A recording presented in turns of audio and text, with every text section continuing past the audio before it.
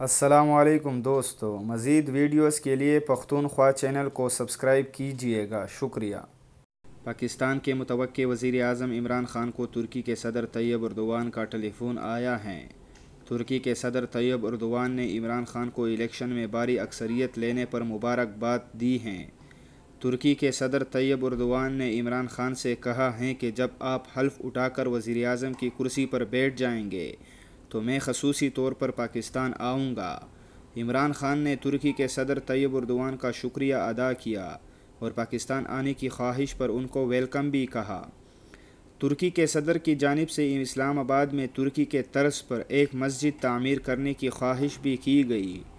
Tayyip Erdogan نے عمران خان سے کہا کہ زمین آپ ہمیں دے دیں اور باقی مسجد بنانے کا خرچہ ترکی کی حکومت کرے گی۔ اس سے ہمارے دونوں ملکوں کی دوستی اور بھی آگے بڑھے گی۔